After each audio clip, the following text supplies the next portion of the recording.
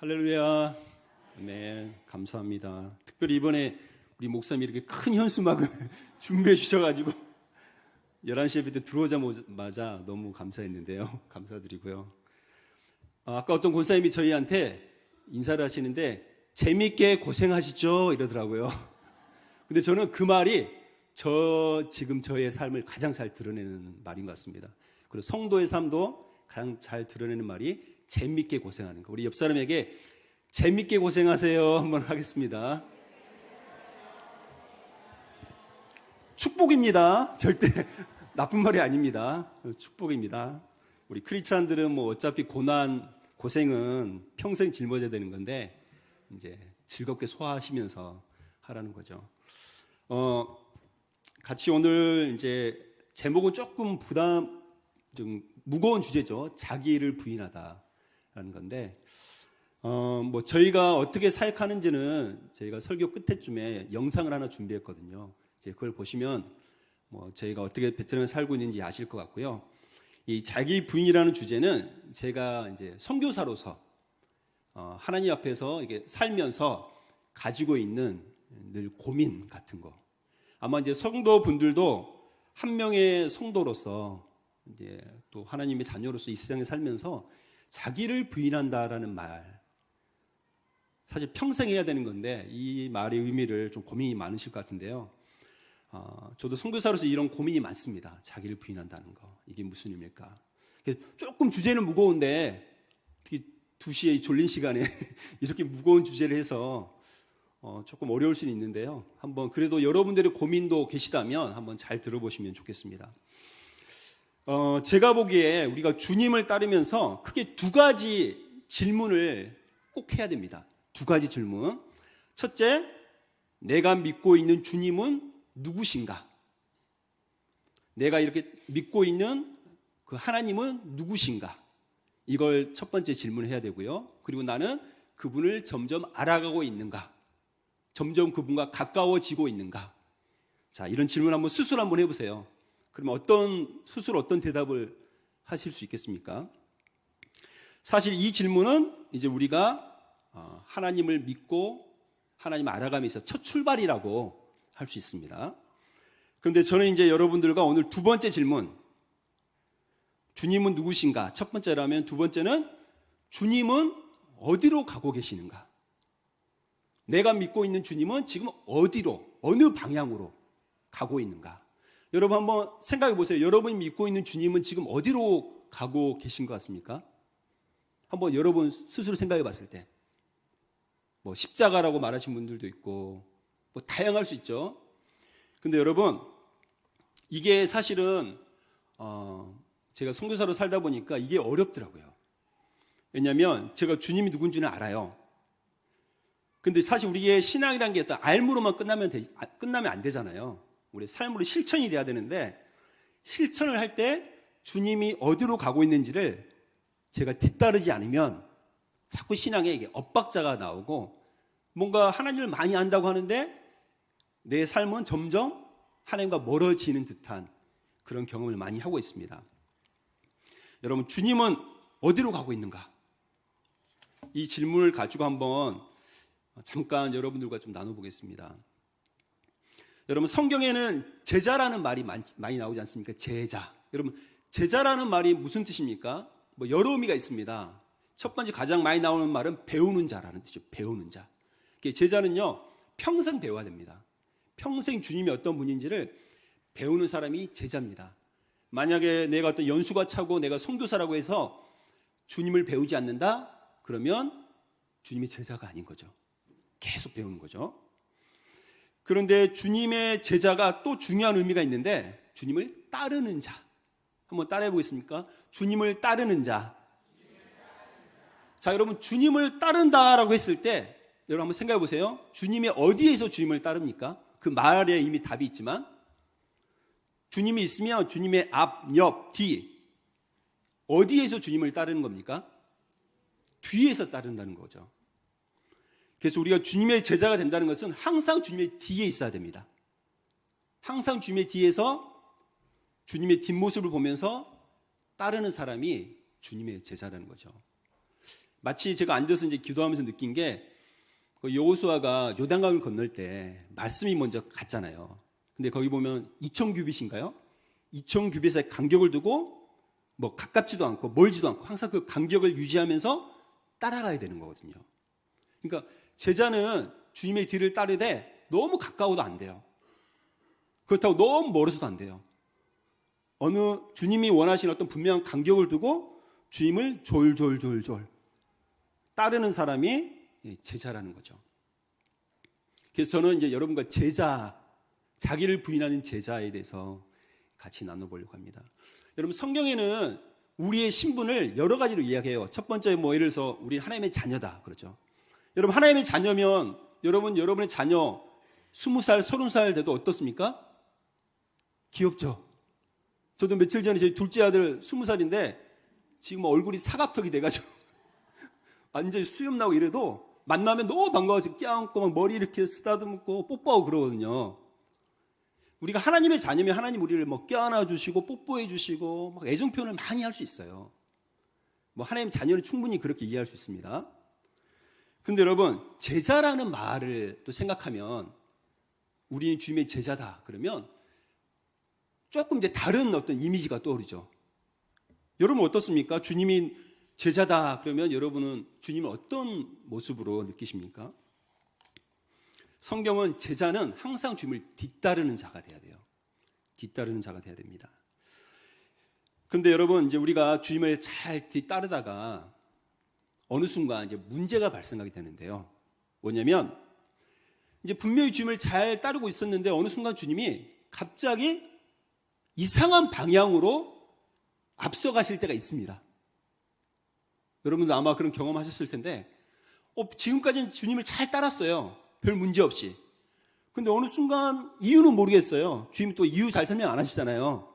나중에 이유 잘 설명 안 하시잖아요. 근데 갑자기 이상한 방향으로 들어가시더니 앞서가시는 거예요.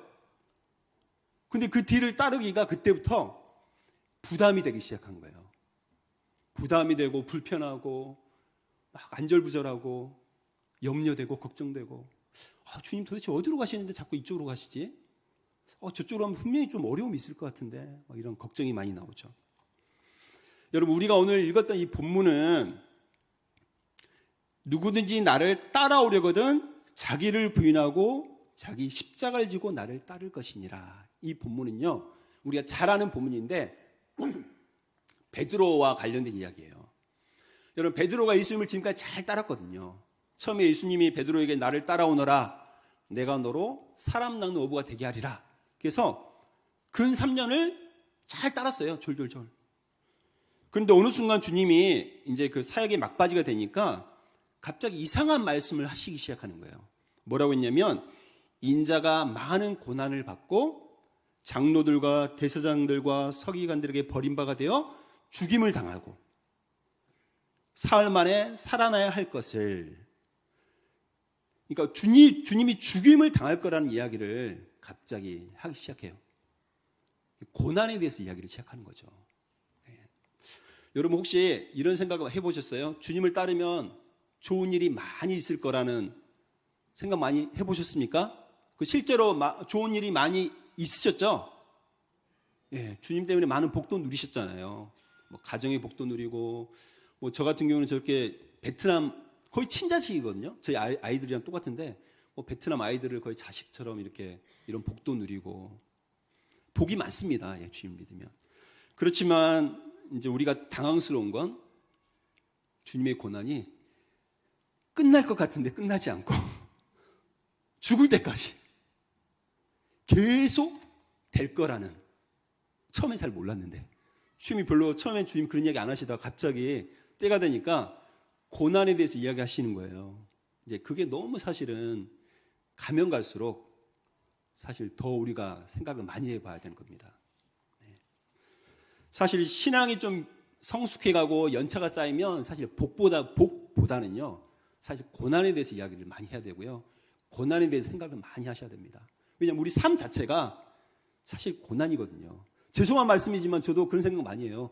젊지만 나도 정말 빨리 주님 곁으로 가고 싶다. 죄송해요. 우리 뭐 장로님도 계시고 권사님도 계시지만 실제로 그래요. 이제 좀 인생을 알다 보니까 살면 살수록 너무 어려운 일이 너무 많이 보여요. 저한테도 보이고 주변에도 보이고 너무 안타까운 일들이 많다 보니까 야, 차라리 그냥 주님 빨리 와서 좀 편안해 줬으면 좋겠다. 이런 생각이 많이 듭니다. 여러분, 그럴 때 베드로는요, 주님이 이제 그런 고난에 대해서 이야기하자 어떤 일을 했냐면, 우리 한번 그 성경 바로 앞이니까 혹시 성경 있는 분들은 한번 같이 읽어볼까요? 우리 32절, 33절 한번 같이 읽겠습니다. 32절, 33절. 자, 시작.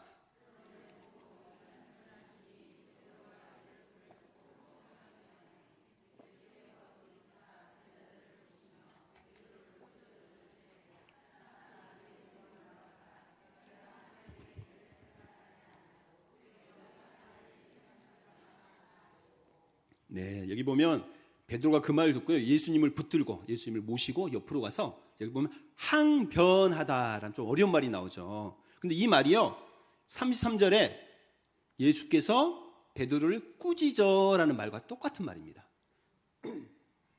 다른 말로 하면 베드로가 예수님 붙들고 꾸짖어요. 예수님도 베드로를 꾸짖고요. 의견이 다른 거죠. 생각이 다른 거죠. 그러니까 여러분, 주님을 잘 따르다가도 어느 순간 주님이 이상한 방향으로 우리를 이끌기 시작하면 그때부터 나의 생각과 주님의 생각이 부딪히기 시작합니다. 그리고 이제 우리도 주님 앞에 뭐 꾸짖는 건 아니지만 주님 앞에 항변을 하죠. 주님, 왜 저를 베트남 선교사로 보내셔서 저를 고생하게 하세요? 왜 주님 제가 이렇게 언제 끝날지도 모르는 이런 늪과 같은 어려움에 빠지게 만드세요? 저는 이제 어떤 생각이 많이 들냐면, 저는 매년 개척 목사님 같거든요. 그러니까 제가 이제 사역을 하면서 개척 목사님들 이 생각을 많이 했어요. 왜 저희 사역이 이제 늘 개척이거든요. 대학생들 졸업하면 내보내고 또 대학생들 졸업 만나야 되고 또 이제 베트남은 믿는 대학생들이 없어서 다 안 믿는 아이들 데리고 이제 또 씨름해야 되고, 그래서 야, 주님, 저는 늘 개척 목사님처럼 살아야 되네요. 저는 늘 개척이네요. 그래서 어느 순간 늪에 빠진 것 같아요. 저와 주님과의 사이의 관계 속에서 느끼는 감정이죠. 늪에 빠진 것 같아서 언제 빠져나올 수 있을까라는 갑자기 불안함이 찾아오기도 하고요. 어쩌면 죽을 때까지 이렇게 늪에 빠져서 그대로 죽을 수도 있겠구나 생각도 사실 했습니다. 그럴 수도 있을 것 같아요. 그러면 내가 그대로 죽어도 나는 하나님 앞에 감사하면서 그냥 하나님 기뻐하면서 내가 죽을 수 있을까? 이제 그런 고민들도 하게 되는 거죠. 너무나 우리가 쉽게 어느 순간 하나님 때문에 나를 늪에서 꺼내줄 거다 생각을 하지만, 죄송한 말이지만 그 우리의 생각인 것 같아요. 어쩌면 주님은 그냥 그 늪에서 계속 있다가 마감해, 그것도 의미가 있어, 마감해, 이렇게 부르시기도 하는 것 같아요. 그러니까 베드로가 이 말을 들으니까 너무 이해가 안 되니까 주님을 붙들고 막 꾸짖는 거죠. 그럴 때 주님이 아주 충격적인 말씀하시는데, 사탄아, 내 뒤로 물러가라. 물론 베드로를 사탄이라고 말하는 건 아닌 것 같고요. 사탄의 영향을 받아서 지금 사람 일을 생각하니까. 근데 제가 보고 싶은 말은 내 뒤로 물러가라, 이 말씀이에요. 내 뒤로 물러가라. 여러분, 제자는 어디에 있어야 된다고 그랬죠? 뒤에 있어야 되거든요. 아무리 주님과 가깝다고 해서, 어떤 사람들은 신앙 이상한 사람들 이런 말을 해요. 너무 주님과 가깝다고 자기가 마치 주님의 뜻을 다 아는 것처럼 막 예언하고 주님의 뜻을 다 아는 것처럼 막 선포하는 분들이 있어요. 여러분, 조심해야 됩니다. 우리는 평생 아무리 주님과 친해도 주님의 뒤를 그냥 졸졸졸 쫓는 제자가 돼야 돼요. 베드로에게 뒤로 물러가라. 너 자리로 가. 자꾸 앞서려고 하지 말고 너 900m 뒤쪽에 너 있어야 될 자리로 그냥 돌아가서 그냥 졸졸졸 쫓아와 라고 뒤로 보내는 거죠. 여러분, 그러면서 주님이 베드로에게만 말씀하시다 갑자기 몸을 돌이켜서 모든 무리들에게 하신 말씀이 뭐라고 하냐면, 누구든지 나를 따라오려거든. 자, 그 다음이 뭐죠? 자기를 부인하고. 네, 여러분, 오늘 설교 제목도 자기 부인인데요. 여러분, 우리가 주님을 따름에 있어서 가장 어려운 게 뭐겠습니까? 여러분, 환경이 어렵나요? 어떤 주변의 반대가 어렵나요? 성경은 그렇게 말하지 않습니다. 가장 큰 장애물은 바로 너 자신이라고 그래요. 너 바로 그 자신이 주님의 제자가 되는데 가장 큰 방해물이다. 그래서 너는 날마다 너 자신을 부인해야 된다라고 말해요. 부인하다. 여러분, 부인하다라는 말이 약간 막연하게 여겨지잖아요. 근데 이 부인하다는 말이 이 마태, 마가, 누가복음에 보면요, 대부분이 어디에 있었냐면, 여러분, 베드로가 예수님을 잘 따르다가 예수님의 그 십자가 지기 전에 심판받을 때, 판결받을 때 베드로가 3번 예수님을 부인했죠. 이 말이 똑같은 말이 많이 쓰여요. 그러니까 부인한다는 말은요, 그냥 막연한 말이 아니에요. 저 주님 몰라요. 이것처럼 자기에 대해서도 확실하게 나는 최민철 몰라. 막 자꾸 옛날에 최민철이 나오는, 나는 최민철이라는 사람 몰라. 나는 주님을 따르는 주님의 제자지 나는 최민철이라는 사람 몰라. 옛날 최민철의 생각과 최민철의 어떤 그 과거에 가지고 있던 계획을 가지고 자꾸 그것들을 가지고 이야기할 때 나는 최민철을 몰라. 분명하게 자기를 이렇게 부인하고 부정하고 거절하라는 거죠. 이 자기라는 말을 바울의 언어로 말하면 옛사람, 많이 들어봤을 거예요. 옛사람, 그 다음에 우리의 옛 본성, 옛사람, 옛 본성이라고도 말할 수 있어요. 그러니까 여러분, 우리가 이제 예수님을 믿었지만 예수 믿는 순간 우리의 옛 자아가 없어지고 새로운 자아만 있는 게 아니잖아요. 이렇게 우리 하늘을 보면 해가 있지만 어느 순간 구름이 꼈다가 또 구름이 없어졌다가 구름이 꼈다가 구름이 없어졌다 하는 것처럼 우리 안에도 옛 자아와 새로운 본성이 들어왔지만 이게 혼재돼서 어느 우리가 이렇게 예배하고 성령 충만할 때는 새로운 본성이 우리를 지배하지만 또 우리가 세상의 유혹을 받으면 옛 자아가 새로운 본성을 잡아먹어가지고 자꾸 옛날 생각하고 예수 믿기 전에 그 본성 가지고 살고 이러는 거죠. 바울은 그렇게 옛사람, 옛 본성 이것들을 부인해라라고 이렇게 말하고 있습니다. 여러분, 그런데 저는 이제 여러분과 이 말을 꼭 하고 싶어요. 여러분, 자기를 부인한다는 말이 부정적인 말 같지만 사실 여러분 이게 정말 비밀인데요. 자기를 부인해야지 사실 우리가 진짜 자기 구원을 경험할 수 있습니다. 우리 여러분 35절 한번 읽어볼까요? 자, 35절입니다. 자, 시작.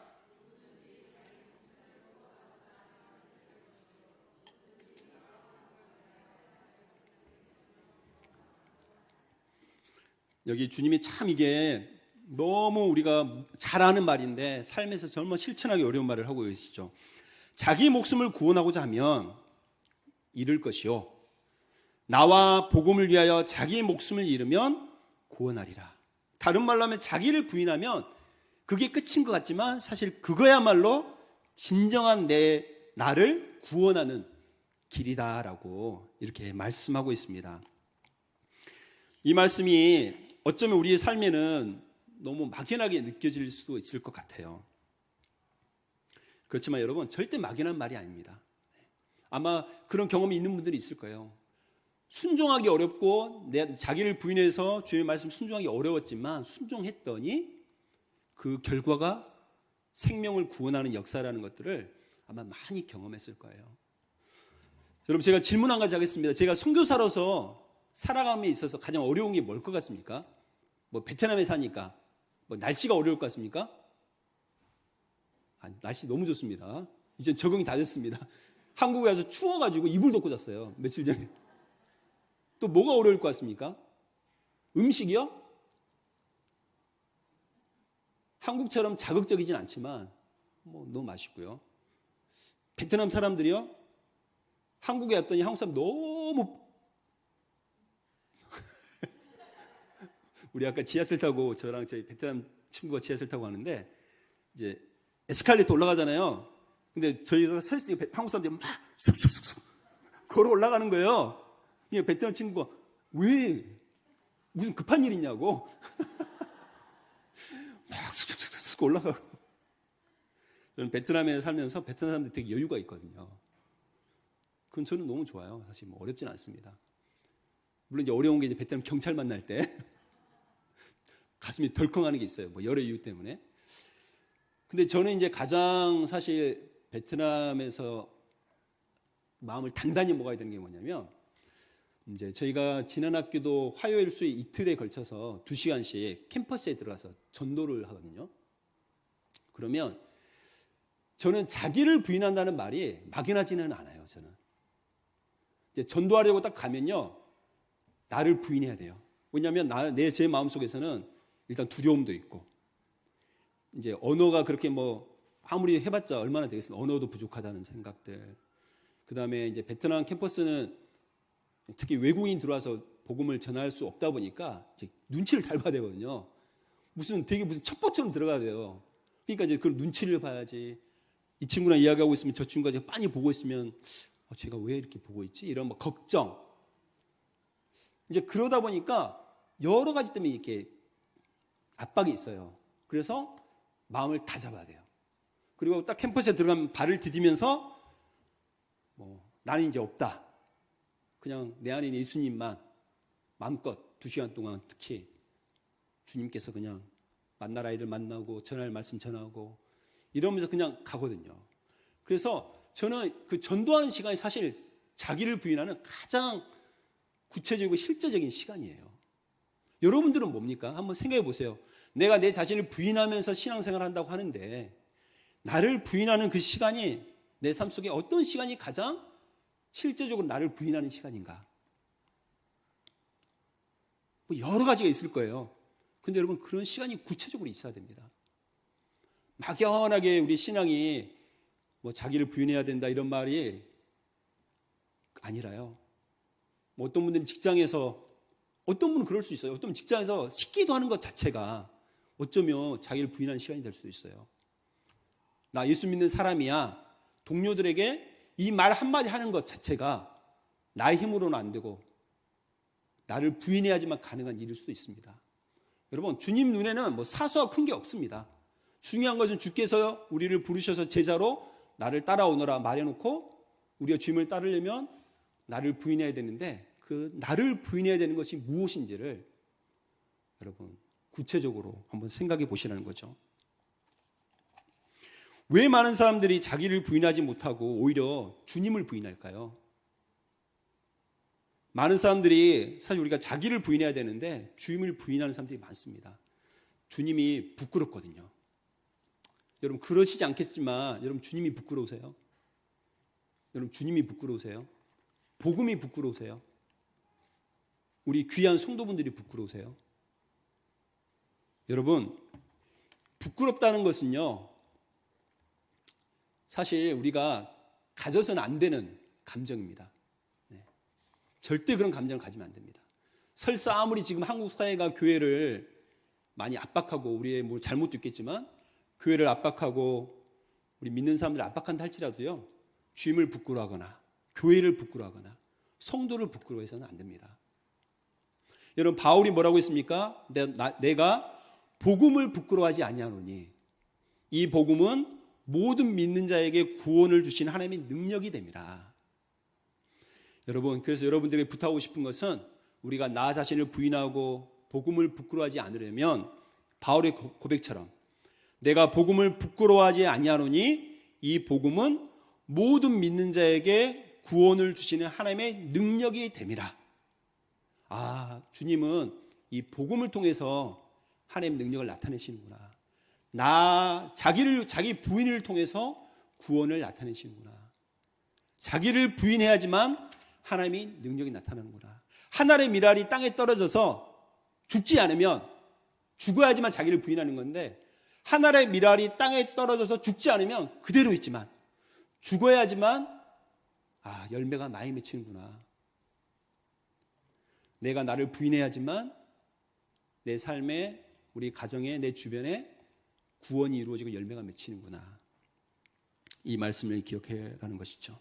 여러분, 그래서 여러분들에게 또 제 자신에게도 스스로 말하는 것은 자기 부인은 결코 끝이 아니다. 자기 부인으로 끝나는 것이 아니다.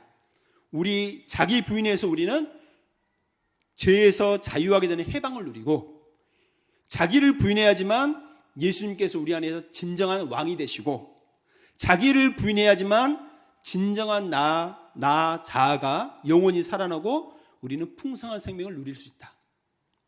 여러분, 이걸 꼭 기억하시기 바랍니다. 자기 부인이 끝이 아니다. 자기 부인으로 절대 끝나지 않는다. 자기를 부인해야지만 우리는 죄에서 참되게 해방을 경험하고, 자기를 부인해야지만 예수님께서 내 안에 진정한 왕이 되시고, 자기를 부인해야지만 나의 영혼이 살아나고 내 안에 풍성한 생명을 누릴 수 있다. 이 말씀을 기억하시고 자기를 부인하시면서 주님의 제자로서 주님을 평생 따르시는 저와 여러분 되시기를 바라겠습니다. 아멘.